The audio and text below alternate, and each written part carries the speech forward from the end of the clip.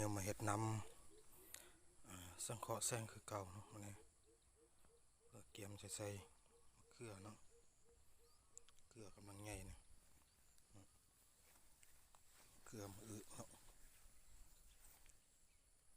นี่เป็นมะอึกำลังใหญ่เกียมจะขึ้นหางจึงมาเห็ดน้ำสังเคราะห์แซงเพื่อมันใส่เผ็ดเกลือเนาะนี่มากกำลังใหญ่ๆเลยเกลือเนาะเกลือยาวนี่มากกำลังใหญ่ๆเกลือเผ็ดเนาะ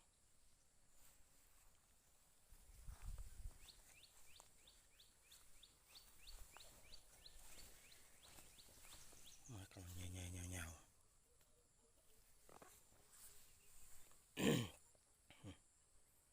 นี่ภาพรวมเนาะ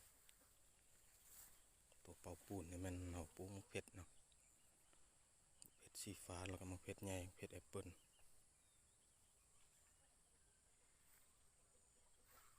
อันนี้จะมีมะเขือยาวกับมะเขือปลอมเนาะมะอึเนาะนี่กำลังติดมากนี่มากแก่แล้วเนาะเกี่ยมสีได้เก็บแล้วนะเป็นต้นมะนาวเกี่ยมติดมากแล้วอันนี้เป็นมะนาวน้อยมะนาวพืชเมืองโดยเฉพาะนะ